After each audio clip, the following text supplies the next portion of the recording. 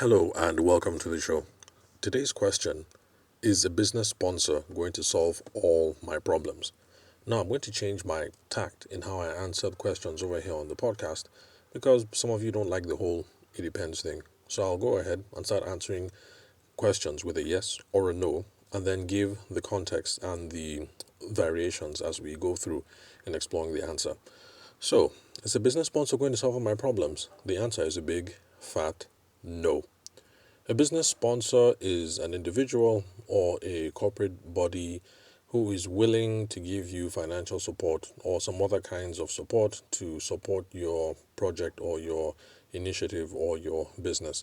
So, as an individual, it can be mom, can be dad, it could be your wicked uncle, it can be your rich auntie, it could be who else? Pastor in church, or it could be a corporate body.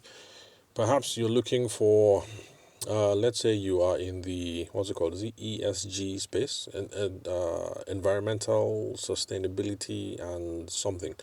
I can't remember what the G stands for. Recently, I was offering some mentoring services to a faith foundation, somebody who is a member of the faith foundation in Lagos, where they provide entrepreneurial training and stuff like that. And she was involved in one of those ESG type projects, and so they were looking for a sponsor in that space. So it involved looking at LOMA, that's Lagos State Waste Management Authority, and a couple of other bodies, things like that. So yeah, it could be a sponsor, could be all kinds of things, from individuals running all the way up to corporate bodies, including Lagos State Waste Management Authority, the people who come and take out your trash. So you can find sponsors anywhere, depending on what it is that you do. Now, the problem is this: the part of the equation that most business people, most entrepreneurs, most people starting some kind of project or side hustle, the part of the equation that they forget is this: business sponsors have a vested interest in the success of the project. So they're willing to invest resources to help you achieve your business goals or your project's goals, so long as their financial interests, their vested financial interests, are being met. In other words, if their vested financial interests are being met, all is good. If their financial interests are not being met, then all is bad. Sometimes it's non-financial interests, because you have people like let's say like Red Bull, yeah, like Red Bull, big businesses that sponsor some sporting activities like football, Formula One racing, things like that. Okay, like in Nigeria, for instance, we have polo. The big boys in Nasarawa, Kano, that axis, Abuja.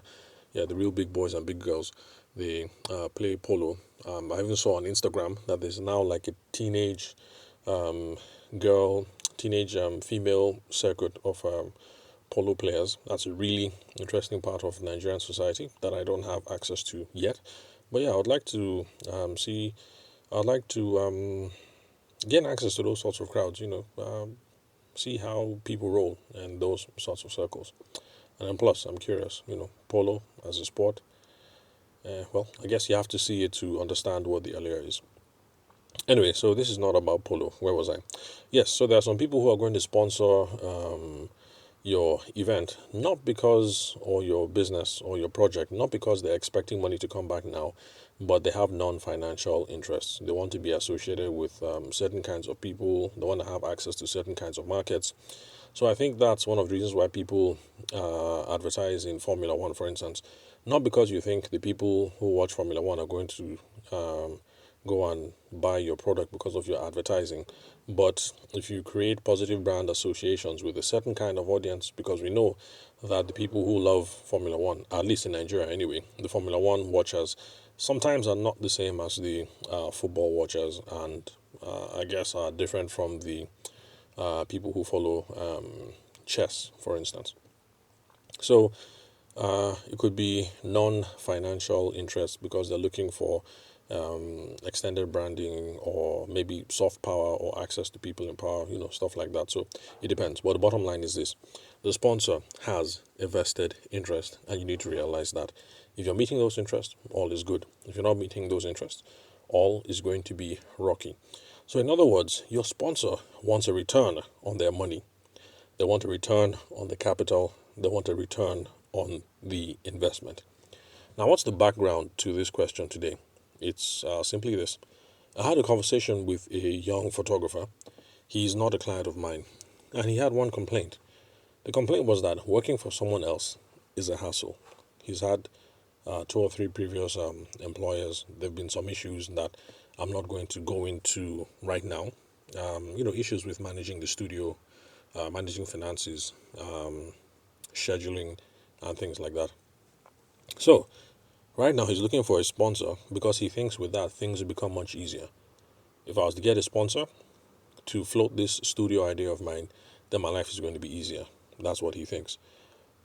Anyway, since he's not a client of mine, plus I haven't earned that level of rapport with him, if I started telling him some of the stuff that I say now, would have been neither here nor there. So I just provided a good listening ear, so some suggestions here or there to make his hunt for a sponsor a lot easier.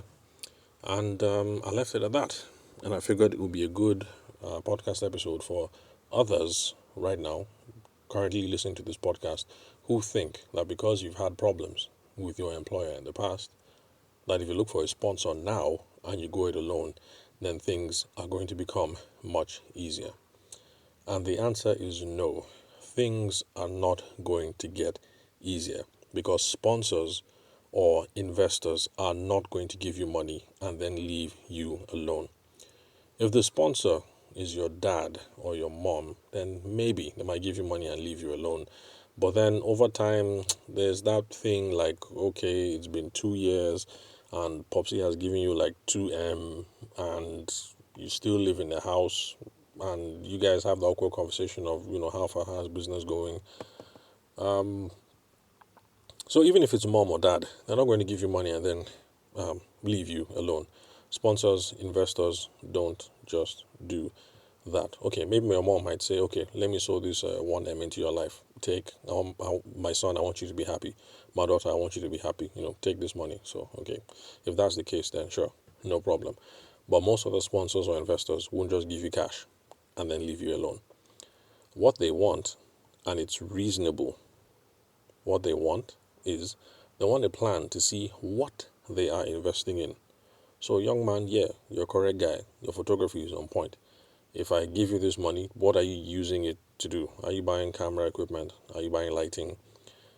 Is it going to be studio space? Or are you looking for money to run Facebook ads?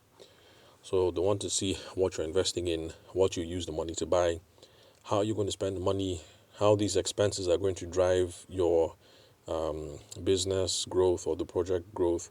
They also want to get an idea of when they can expect to see some financial returns. So like, okay, yeah, I'm giving you this 500K, I'm giving you this 200K, or I'm giving you 1M.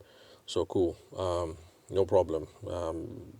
Even if they don't say it, at the back of their mind, they're wondering, okay, am I giving you this 200K for 6 months? Or am I giving you this 1M for 2 years or whatever? Because they want to know when they can expect to see some financial returns and how much those returns might be. Now, some folks who want to bless you and who will say, okay, no problem, take this 1M. You don't have to pay me back any interest. But exactly 1 year from now, next year, March 25th, please give me my 1M back. You don't have to pay any interest. And some people, those who are investing for non-financial returns, they want to know what are these non-financial returns that they can get from the investment. Maybe they're giving this money, they want the money back with a little bit of interest, but then they also know that you have the ear of this influential person or that influential person, or maybe access to some markets, and so they want to know how all of this is going to work. The problem is, a lot of times, the sponsors coming in, especially if they're not professional investors, like your wicked uncle or your rich auntie. The problem is all these expectations are running at the back of their minds. You have your own expectations running at the back of your minds, and you guys are not talking about these expectations. So the only way that this sponsorship arrangement is going to work is if you have these conversations up front. You need to have a conversation. You need to know what their investment portfolio looks like, the person who's going to drop money. If it's your wicked uncle, it's a conversation that you need to have. Okay, oh, uncle, yeah, thank you very much. You want to give me this 1M. But I noticed that all the things you've been investing is agric businesses. Uncle, this is photography. Oh. Photography is not like agric. You guys need to have that conversation because if your uncle is used to dropping money to other people to buy yam seedlings this year, the expectation is that next year there will be a harvest and then they will sell the yam and he's going to get some return on his money. So that's the expectation. If it's tomatoes, it's a different thing because I think tomatoes they are harvested much shorter. So he's used to dropping money for tomato seeds, now because there's going to be a harvest in 3 months and he's going to get his money back. So if your uncle is putting down money for agro stuff, yams, chickens, tomatoes, you guys need to have that conversation up front. Like, uncle, this one is photography. Oh. It's not as if you give me 1M today and then next year I'm going to have your 1M back. You guys need to have that conversation. You also need to know the kind of returns that he's hoping for. Because it's possible that for yams and for tomatoes, maybe he gets double his money back. Uh, Send the money to the uncles in the village. You guys buy tomato seeds for, I don't know, 20K or whatever. By the time you harvest and you sell everything, maybe the money that is realized is 500K and his own share is going to be 120K after he dropped 100K. It's something you need to know. And you guys need to have that conversation. Because for most businesses, short-term money does not give big returns. It doesn't work for most industries. So you need to have that conversation. Like, uncle, thank you very much. Oh. I appreciate this money that you're giving me. I really appreciate it. But, uncle, photography business is different. Oh. It's not as if you give me this 1M today and then next year I'm going to have 2M for you. You guys need to have that conversation. Then you also need to know what other things what other things are hoping to achieve with the contribution, because you might not be willing to provide the other soft benefits they're looking for. Let's say in this case, your wicked uncle has had a history with your father, and maybe that's why this wicked uncle is called the wicked uncle in the family, because when he was younger, maybe your father trained him through school or invested in his life, and he took the money and ran, and he hasn't shown much gratitude to your father or to the larger family, and so maybe there's this bad blood.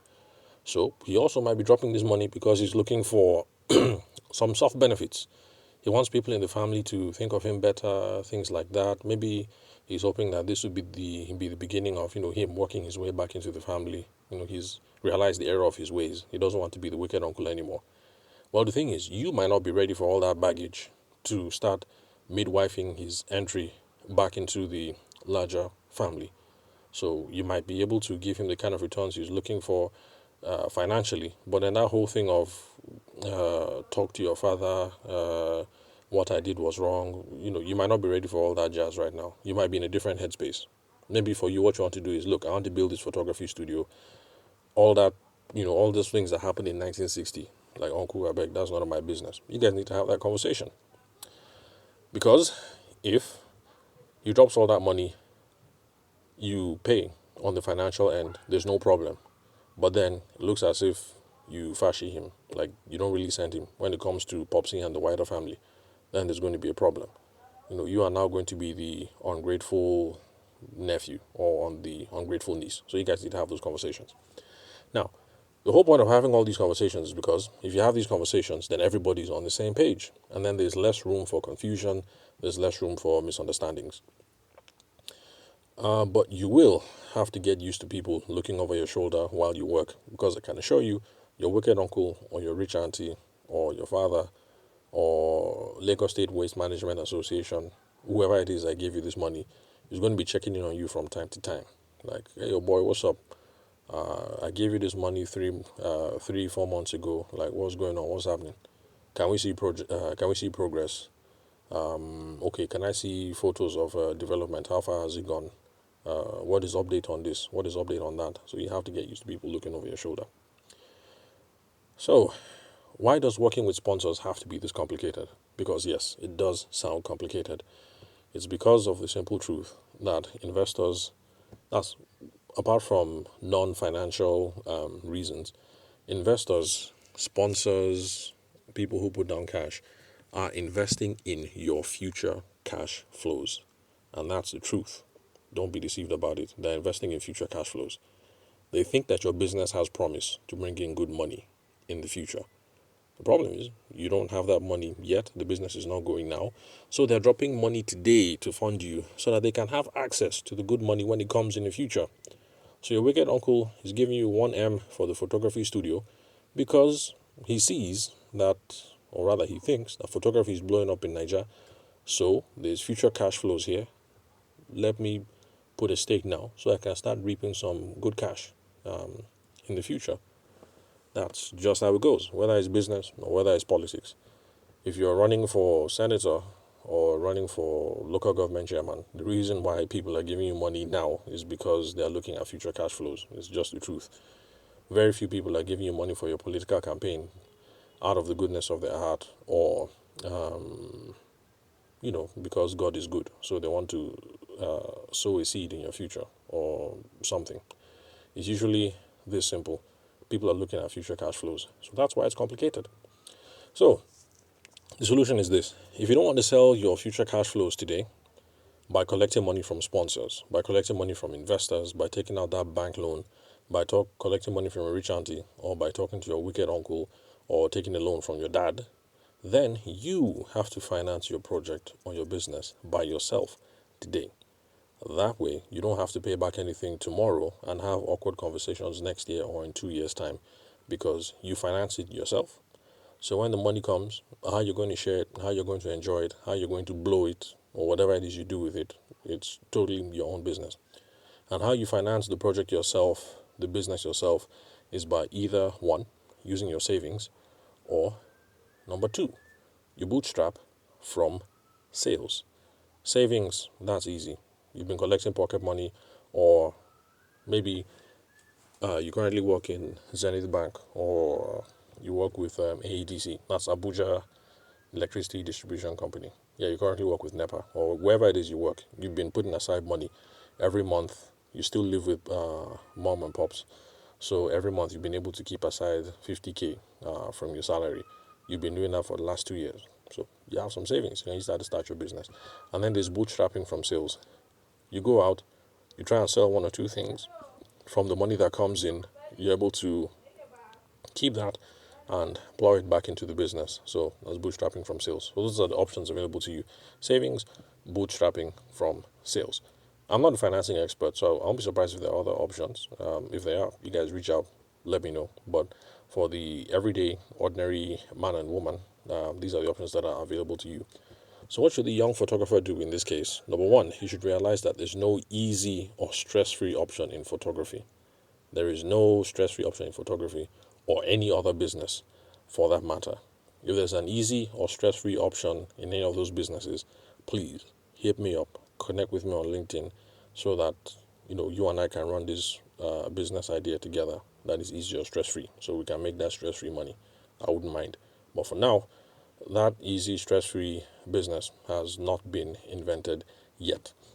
Number two, he has to realize that if stress from an employer is going to bother you, your guy at the office is bothering you, if you find that bothersome, then the stress of sponsors is going to bother you even more. Because at least your boss, your guy, is thinking about some deliverables like why aren't the photographs ready? Why haven't we booked more sessions? Blah, blah, blah, blah, blah. But when the investors, the sponsors, the financiers, your wicked uncle, when they start leaning on you, it's going to be for a whole lot more. It'll be like, a matter of guy, we're not seeing progress with the business, and we're not seeing the returns that you promised. It looks like you're spending all your day sleeping at home. Like, young man, what's happening? Get out there and get our money back. So realize that if your boss is a problem, sponsors are going to be even more of a problem. So another thing that photographer should do is to use his savings to finance this new photography studio. Use your savings. Another option is not to open the studio space yet, but you should get great at sales today. Bring in new clients, hustle more weddings, hustle more business. Take that profit that he's getting today and use that to finance the photography studio tomorrow.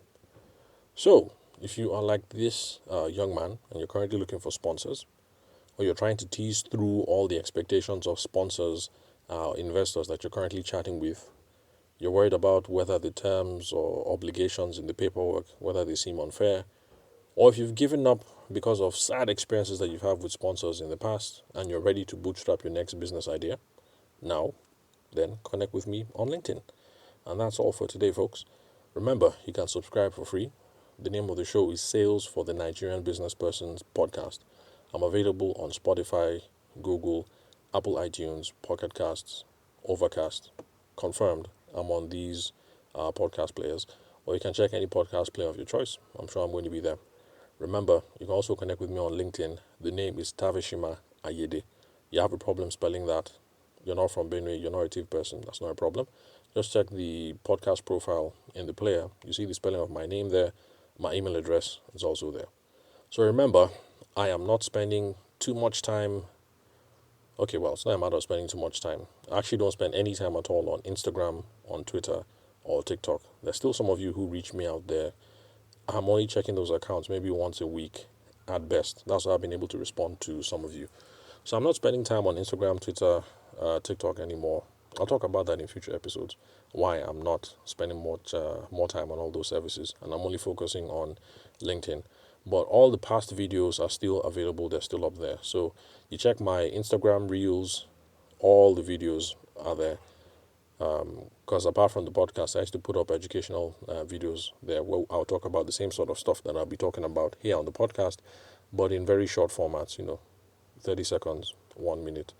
So you check my TikTok page. Yeah, those videos are still there. So that's it. I'll catch you guys at the next episode.